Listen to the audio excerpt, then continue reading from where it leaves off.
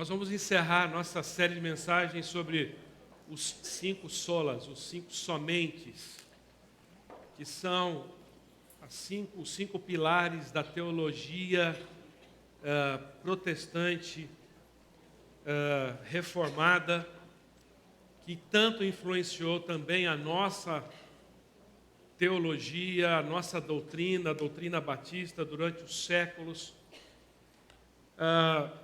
Nós já falamos, vamos ver, sobre esses 5 solas ou 5 somentes. Sola Escritura, volta, sola Escritura. E por que sola? É a primeira vez que você está aqui. Alguém já fez uma gracinha, disse que o pastor está pregando de sola, entrando de sola nas mensagens. Sola é somente em latim.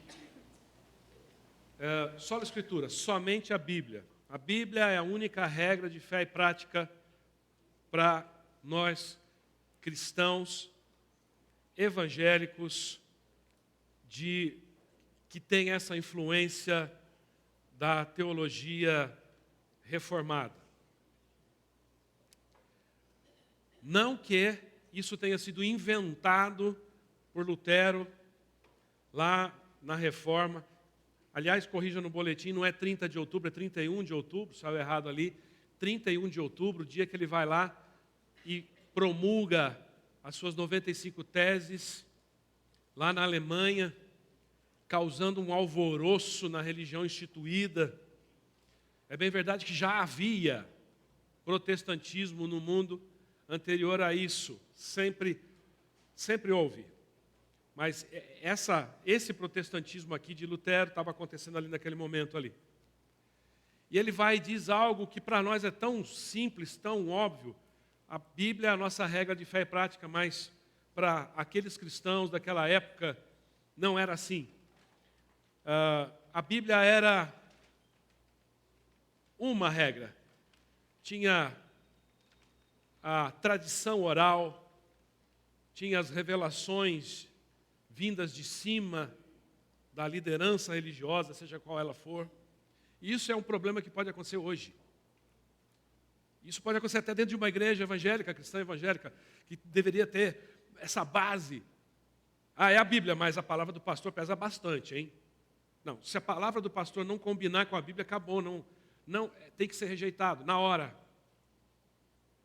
E assim surgiram até igrejas chamadas até de pseudo-cristãs, porque apesar de falarem de Jesus Cristo, terem base na Bíblia, arranjaram outros documentos, outros tipos de revelação que não o da Bíblia, dando peso até maior do que o da própria Bíblia. Não. É Bíblia e acabou, nada mais, só a Escritura. Mas o pastor outro dia falou de um livro, eu falei de um livro, tantos livros, vai lá, tem uma biblioteca ali, a gente usa revistas e livros na Escola Bíblica Dominical como base para os nossos estudos, mas é base para uma conversa, ok? Sola gratia, que é somente pela graça, salvação. Naquela época, há mais de 500 anos, então a salvação já não era mais algo como se encontra na Bíblia, pela graça, salvação pela graça, um dom imerecido. É isso que nós vemos na Bíblia. Não, a salvação era comprada, a salvação era merecida pela sua posição social, pelo seu engajamento, pela sua classificação numa sociedade que tinha abraçado uma religiosidade estatal, né? Ser cristão, até o início do 4º século, ser cristão era motivo de morte. Depois disso, quem não era cristão é que era morto. O que não está na Bíblia de jeito nenhum, em hipótese nenhuma. Aliás, os batistas se diferenciam ainda mais do protestantismo ao dizer que a responsabilidade pessoal de cada crente. A responsabilidade pessoal de cada crente. Eu não vou proferir bênção, bênção eu devo proferir, mas eu não vou proferir maldição sobre alguém que não crê igual a mim. Não, ele dará contas a Deus e pronto. Eu não preciso fazer nada. Ele vai dar, ou ela vai dar contas a Deus de acordo com a sua vida. Eu não posso, eu não devo. Aliás, a Bíblia me diz o seguinte: eu tenho que amar, inclusive, e principalmente quem não concorda comigo. Eu tenho que amar, concordar, defender quem não concorda comigo. É isso que a gente vê por aí, no cristianismo por aí. Gente, fiquei louco. Olha, porque o nome Batista parece que é um nome doce. Ah, Batista, bota o nome de Batista porque é um nome que dá credibilidade para a igreja. Esquece isso. Tem muita igreja batista, não vai nessa não, tem muita igreja batista que de batista só tem esse nome. Tanto é que uma vez eu estava numa igreja, eu era pastor de uma igreja, não nessa, numa outra igreja, e eu vi um cara lá, que ficava o tempo todo anotando o que eu falava, fazia. Eu falei, nossa, que cara legal. O cara visitante vem com um caderninho anotar tudo. No final, foi lá perguntar, é visitante? Não, é que eu estou querendo abrir uma igreja. Então eu estou anotando aqui, estou pegando o jeito. Estou anotando aqui como é que é o lance aí e tal, estou anotando aí. Eu estou pensando em abrir uma igreja batista. Eu falei, cara, não é assim, meu filho. Não é assim. Os batistas têm uma organização, os batistas têm uma tradição organizada. Uma igreja não nasce assim, do tipo assim, apareceu. Não. Né? Quando acontece isso, é porque não é uma igreja batista histórica. Certo? Alguém foi lá, pegou o nome, esse nome não foi patenteado, infelizmente. Né? E daí aparece igreja batista, sei lá, não vou nem citar os nomes aí. Ok? De vez em quando eu vou parar, vou desligar o microfone e dar uma tossida. Posso? Agora.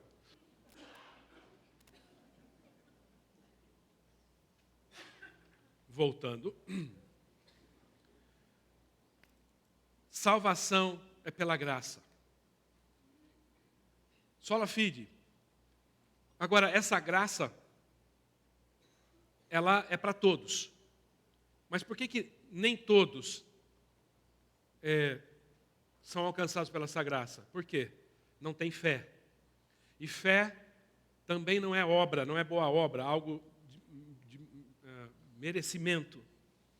Pela fé, somos salvos pela graça por meio da fé. Então, somente pela fé. Solos Cristos. Não há outro nome.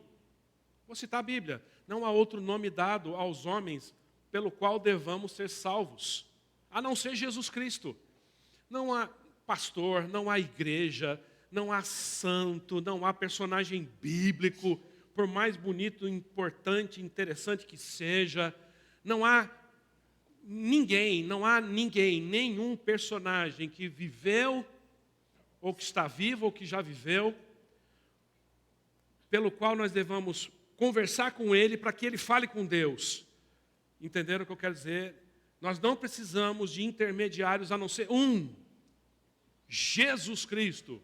Ele é o único mediador entre Deus e os homens, diz a Escritura. Hoje nós vamos terminar falando sobre solideu glória. A glória somente a Deus. A glória somente a Deus. Porque eu vou falar uma coisa para vocês. Tem uma coisa que hoje em dia tem sido usado demais também. Um nome, uma palavra que é usada demais, até por pessoas que nem religiosas são. Glória. Oh, glória. Né? Ai, glória a Deus. Ganha um negócio de glória.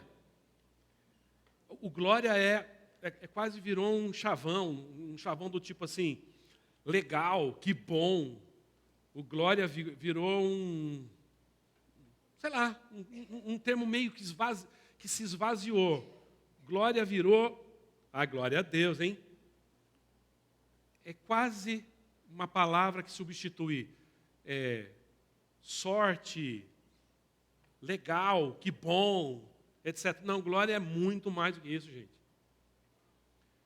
Vamos ver o que é glória, então, e por que é tão importante, por que é uma base, né, para a nossa fé. E esse solideu glória, ele é praticamente um amálgama de todos os outros somentes aí. Ele pega e faz um apanhado, uma trama muito bem feita de todos esses somente. Somente a Bíblia, somente a graça, somente a fé, somente Cristo, somente Deus, a glória. Se você, na sua vida, encontrar uma igreja que tenta negociar qualquer um desses 5 somentes aí, sai fora, isso não é igreja. Não é igreja cristã. É uma igreja, mas não é igreja cristã. E olha, está cheio de igreja que não tem esses, pelo menos uma ou duas desses 5 somentes aí, está muito longe daquilo que a gente encontra na palavra de Deus. O que é glória? Glória. Eu disse que eu ia anotar. Glória. No hebraico é kabod. Presença, honra, fama, louvor, exaltação e brilho. Quando falava da glória de Deus, também falava de presença. A gente pode ver isso daí, como, por exemplo, Moisés, ele tinha a tenda da presença e ali se manifestava a glória de Deus, glória, presença. E a glória de Deus era tão forte ali que ele saía com o rosto brilhando. Quando ele saiu da presença do Senhor, por exemplo, desceu da presença de Deus, onde ele recebeu as tábuas da lei, Moisés estava com o seu rosto resplandecia. Como se a glória, o brilho de Deus, tivesse alimentado as células do seu rosto, que retransmitiam essa glória, esse brilho. Glória, brilho de Deus. E agora minha voz está ficando que nem daqueles pastores da televisão. Mas é por causa da gripe.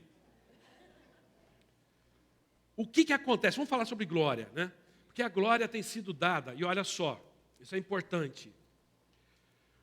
O Lutero, lá na Reforma, ele tinha percebido que a glória era dada à instituição chamada igreja, a glória era dada aos homens, aos poderosos, a glória, ou seja, o brilho, a honra, a fama, o louvor, a exaltação, tudo isso, o foco estava sendo colocado na instituição, nas pessoas. E era isso que estava errado, e pode continuar a estar sendo errado hoje. E se nós titubearmos, acontece de novo, começamos a dar glórias a pessoas. Só vou dar um exemplo. Porque quando a gente fala assim,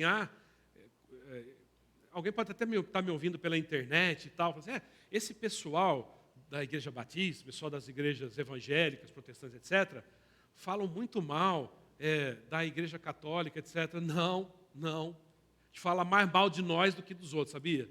É ou não é verdade? A gente não lava a nossa roupa suja? Temos que lavar a nossa roupa suja. Certo? Sempre. Mas tem que lavar, centrifugar e estender. Depois passar. Então, meu pai estava me mostrando uma reportagem que tinha dado uma olhada. Saiu naquela revista Forbes. Sabe a revista Forbes que fala sobre as pessoas mais ricas do mundo? E tinha lá uns pastores brasileiros na lista dos multimilionários. 4 dos principais pastores evangélicos do Brasil, não vou citar o nome, você deve adivinhar, tem uma fortuna de 2 bilhões de reais. Bilhões. Então, meus irmãos, quando nós olhamos para esse tipo de coisa, né, a gente começa a ver que a reforma precisa voltar a ser feita, sabe? A reforma precisa ser lembrada e refeita, porque a gente começa a ver a glória financeira, a glória humana, dando lucro. Isso não é aquilo que nós vemos na palavra de Deus. Não é o que nós vemos na palavra de Deus. Quantas vezes as pessoas tentaram chegar para o próprio Jesus e tentar ligar a glória a coisas. O próprio Satanás, depois do batismo do Senhor Jesus lá, depois dos 40 dias de jejum do Senhor Jesus, Satanás quis fazer com que o Senhor Jesus sentisse que glória era ter poder sobre reino, sobre coisas. E Jesus rejeitou veementemente isso. Mas os seres humanos gostam demais de prosperidade, de riqueza, de bens. de fama e de poder, não é? Glória somente a Deus. Agora vem aquela pergunta, né? O que acontece com quem não dá glórias apenas a Deus? O texto está lá em Daniel, capítulo 4, versículos de 27 a 33. Antes de ler esse texto, vamos só lembrar o que aconteceu um pouquinho antes. Daniel, um hebreu, que foi levado para o cativeiro lá na Babilônia, isso lá no Antigo Testamento. Bom, Daniel era muito inteligente, acabou sendo alguém proeminente, ele tinha capacidade de interpretar sonhos, né? Fiel a Deus, mesmo num povo estrangeiro, em que a adoração era para o rei. Ele tinha os seus amigos, Sadraque, Mesaque e Abednego, que foram jogados na fornalha, lembra disso? Porque eles não quiseram se encurvar diante da imagem do rei. O próprio Daniel também foi jogado na cova dos leões, porque ele costumava orar, e não orava ao rei, obviamente, orava a Deus. Ele era um homem reconhecidamente de Deus. E aí o Nabucodonosor, que era o rei ali da Babilônia, ele teve um sonho. E aí ele chama o Daniel, que também era conhecido como Beltesazar, chama o Daniel para interpretar o sonho. O sonho tinha alguma coisa a ver com uma árvore, que os animais, os pássaros iam para os galhos, aí os galhos são cortados. Ele tem esse sonho. E a interpretação do sonho que o Daniel deu para o Nabucodonosor não foi muito boa, não. Ele ficou até com medo de dizer para o rei qual era a interpretação do sonho. Aí o Nabucodonosor disse assim, viu, fica tranquilo, pode falar qual é a revelação desse sonho. Aí Daniel disse, então quer mesmo saber, o rei? É o seguinte, você vai ficar 7 tempos, entende ser uns 7 anos, vai perder a sua consciência, vai viver no meio dos animais do pasto. Vai crescer cabelo, pelo, unha em você, você vai ser largado, você vai ficar louco por 7 períodos de tempo, até que você reconheça e dê glórias a Deus. Passaram-se 12 meses, passou-se 1 ano, e o rei estava lá, não tinha acontecido nada, e ainda o Daniel ainda vai e fala assim, olha, versículos 27, já está lá aqui no nosso texto aqui.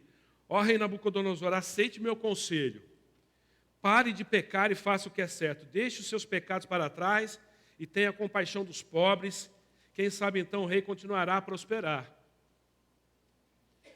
Na própria interpretação do sonho, Daniel diz que ele voltaria à sua consciência depois de um tempo de loucura, né?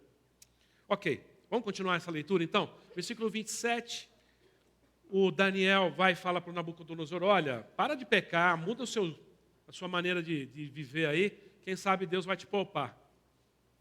28. Tudo isso, porém, aconteceu ao rei Nabucodonosor.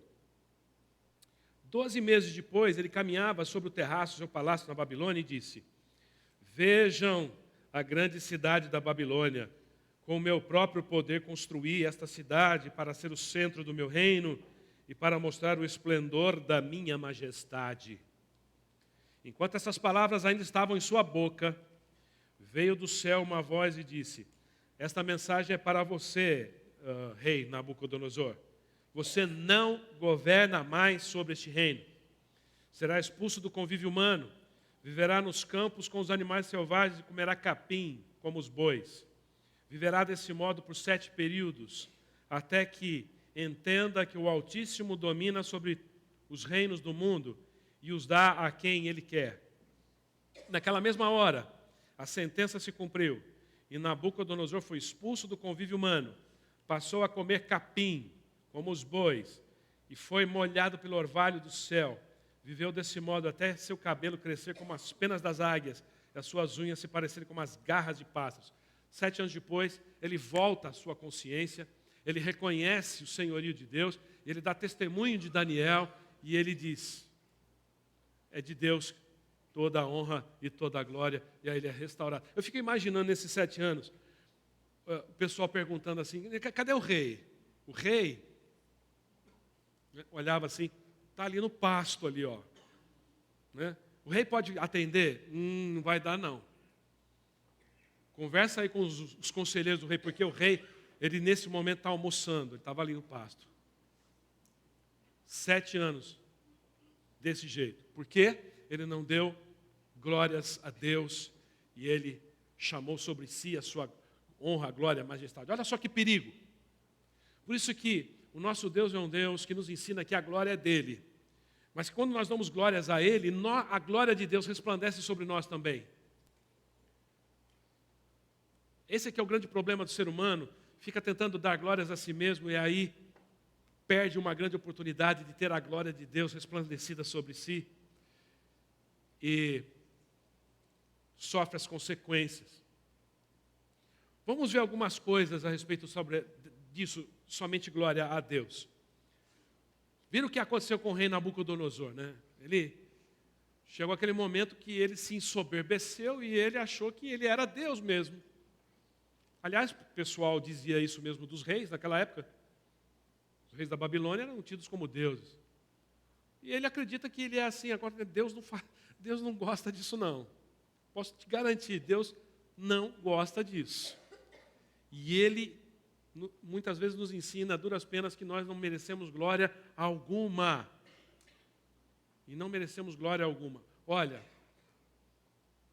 quantas vezes nós já vimos homens com uma glória que não era devida, caírem tremendamente. Já ouviram falar de alguns pregadores com impérios, pregadores, televangelistas, pregadores com império, de repente caírem? Vocês se lembram de alguns nomes, não vou citar aqui. Isso aconteceu já algumas vezes e tem acontecido. É só alguém fazer como Nabucodonosor, chegar e dizer assim, olha, realmente eu devo ser muito bom. Olha, eu devo ser algo realmente, eu sou fora da curva, Deus deve estar me aplaudindo nesse momento. Deus não está aplaudindo, não. Deus não está aplaudindo.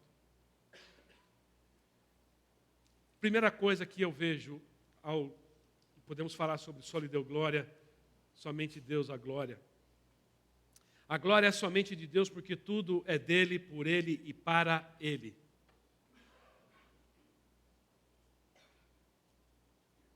O texto é Romanos, capítulo 11, versículos 33 a 36. Indo agora para o Novo Testamento, olha só esse hino de adoração, esse hino de louvor ali no final de Romanos, olha só. Como são grandes as riquezas e sabedoria e o conhecimento de Deus. É impossível entendermos suas decisões e seus caminhos, pois quem conhece os pensamentos do Senhor? Quem sabe o suficiente para aconselhá-lo? Quem lhe deu primeiro alguma coisa para que ele precise depois retribuir? Pois todas as coisas vêm dele, existem por meio dele e são para ele, a ele seja toda a glória para sempre. Amém? Toda a glória. Não a maior parte. Algumas pessoas acham assim. Não, a maior parte da glória pode ser para Deus. Não, é toda a glória. Toda a honra, toda a fama, todo o louvor, toda a exaltação, todo o foco, todo o brilho em Deus. Porque Ele é aquele que é a razão de tudo. Por Ele, por meio dEle, para Ele são todas as coisas, segundo o que a palavra de Deus diz. Segundo lugar, a glória é somente de Deus, porque se há algo bom em nós, vem dele. É por isso que eu disse que esse só lhe deu glória, ele faz um apanhado dos outros somente, né, dessas 5 bases aí. Isso faz referência à salvação pela graça, somente pela graça. Não, nós não merecemos. Porque se há alguma coisa boa em nós, vem de Deus. Nós somos naturalmente rebeldes contra Deus. Eu e você, no estado natural, o ser humano é contra Deus. É assim que funciona o ser humano, sempre em rebeldia contra Deus. Isso desde lá do Éden, né? Querendo colocar-se no lugar de Deus ou fazer-se igual a Deus. Esse é que é o grande problema. Algumas pessoas dizem assim, o pecado original lá do Éden, né, foi a desobediência. Não. A desobediência foi algo paralelo. O que o homem quis foi ser igual a Deus, roubar a glória de Deus. Essa é a gênese do pecado. E cada vez que nós fazemos isso, nós estamos querendo dizer que nós somos bons e não há nada de bom em nós. Se há alguma coisa de boa em nós, vem do Senhor. Não há nada que nós fazemos o que devemos nos orgulhar. Olha só o que diz Isaías 64, 6 e 8. 6 a 8. Estamos todos impuros por causa de nosso pecado. Quando mostramos nossos atos de justiça, não passam de trapos imundos. Olha só, às vezes nós fazemos coisas boas, né? É isso que diz esse versículo 6. Nós fazemos coisas boas e, na verdade, essas coisas boas são vento, são sujeira diante de Deus. Não passam de trapos imundos. Como as folhas das árvores murchamos e caímos, e os nossos pecados nos levam embora como vento. Ainda assim, ninguém invoca teu nome, nem suplica a tua misericórdia. Por isso te afastaste de nós e nos entregaste aos nossos pecados. Apesar de tudo, ó Senhor, és nosso Pai. Somos o barro e tu és o oleiro, somos todos formados por tua mão.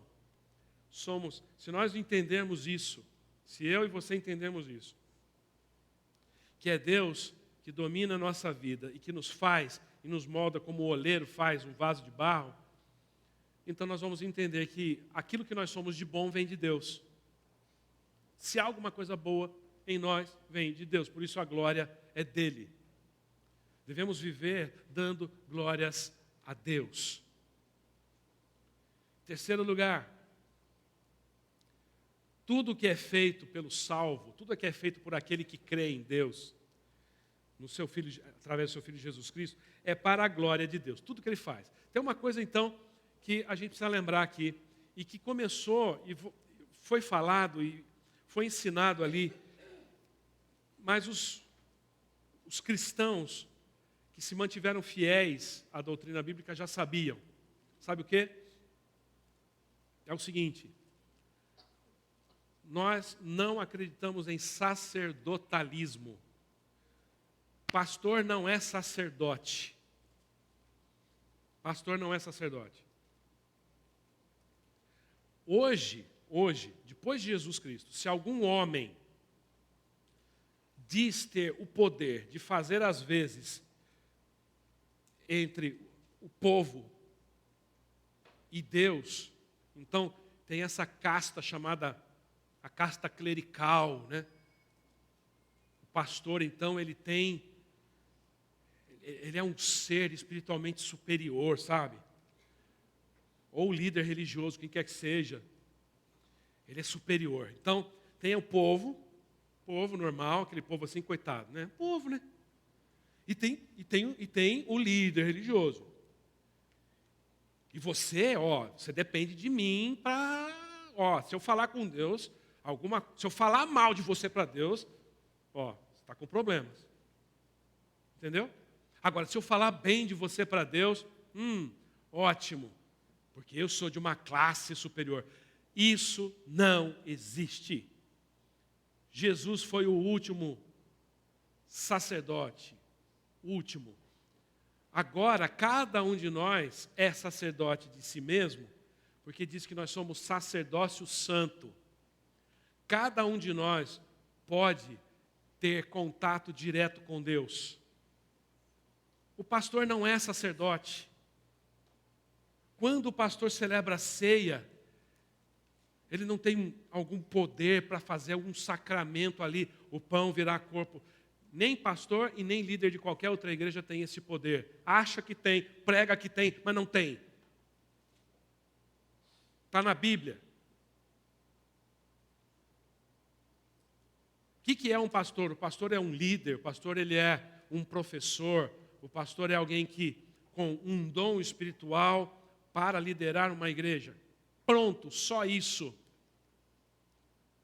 Mas sabe de uma coisa? Quando nós lembramos do Só lhe deu glória, nesse sentido de que tudo é feito para a honra e glória de Deus, eu não estou fazendo nada mais para a glória de Deus aqui, agora, do que eu estava fazendo lá em casa, quando eu estava fazendo o meu café. Sabia disso? Aí, pastor, fala isso não.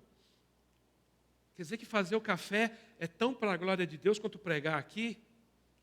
Vamos ler 1 Coríntios 10, versículo 31, só que diz ali. Portanto, quer vocês comam, quer bebam, quer façam qualquer outra coisa, façam para a glória de Deus. Então, quando você for trabalhar amanhã, não pensa que você está lá, ao fazer o seu trabalho, que você está lá fazendo para o seu patrão. Pensa de uma outra forma, pensa que você está lá fazendo para a glória de Deus. Que tal? Quando você estiver limpando a sua casa, quando você estiver dirigindo o seu carro, pense que você está fazendo para a glória de Deus, aí você vai maneirar, né?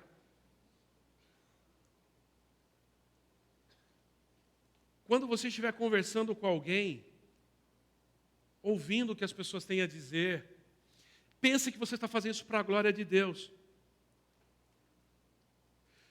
Algumas pessoas têm essa separação, e as pessoas tinham essa separação, de que, bom, se eu estou na igreja, então eu vou me vestir de um jeito que é para a glória de Deus, eu vou cantar para a glória de Deus, levantar minha mão para a glória de Deus, vou ler a Bíblia para a glória de Deus, glória de Deus. Agora, saindo daqui, deixa a glória de Deus para lá. Não. É somente a glória a Deus, e toda a glória é para Deus ao mesmo tempo que você faz qualquer coisa. Seja você quem for. Aquela pessoa que não tem cargo nenhum na igreja, aquela pessoa que tem um maior cargo na igreja, estão fazendo tudo para a honra e glória de Deus igualmente.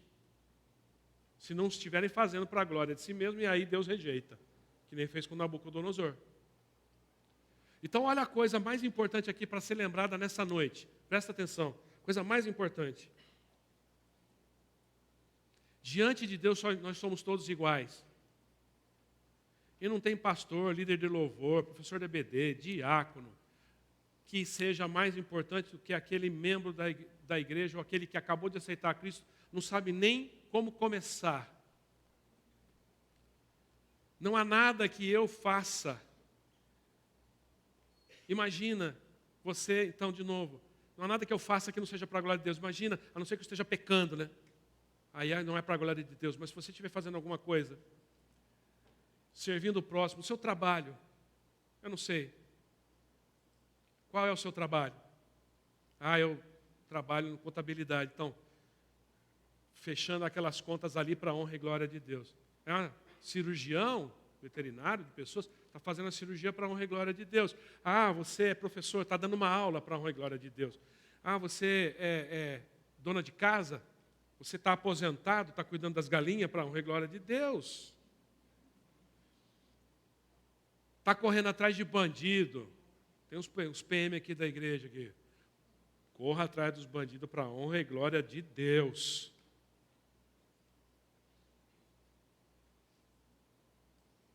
Que quando você faz, servindo a Deus, o seu patrão vai até, se você trabalha para alguém, né? Ele vai ter que falar assim, nossa, você deve gostar muito de mim. Você não, mas eu gosto mais de Deus. Eu faço para a honra e glória de Deus. Amém?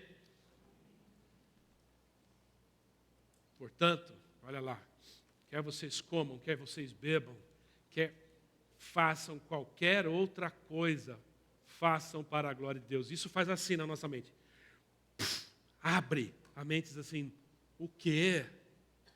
Eu tenho que mudar a minha maneira de agir, de viver, de fazer as coisas, porque eu estou glorificando a Deus com aquilo que eu faço no meu dia a dia. eu jogo foco, eu jogo luz, eu jogo honra, eu jogo glória a Deus com aquilo que eu faço no meu dia a dia. Porque nós fomos salvos por aquele que é a glória de Deus, o Senhor Jesus. Hebreus 1:3 diz, o Filho irradia a glória de Deus. Lembra essa ideia de glória, brilho? O Filho irradia a glória de Deus, expressa de forma exata o que Deus é e, com sua palavra poderosa, sustenta todas as coisas. Depois de nos purificar de nossos pecados, sentou-se no lugar de honra à direita do Deus majestoso no céu. Esse é o nosso Deus. E mesmo que você diga assim, nossa, mas eu não posso me orgulhar de nada, não. Diz a palavra de Deus, se nós tivermos alguma coisa que nos gloriar, gloriemos no Senhor. É lógico, como seres humanos a gente fica feliz de ver alguma coisa muito bem realizada. Mas, no seu coração, não faça que nem o Nabucodonosor, não.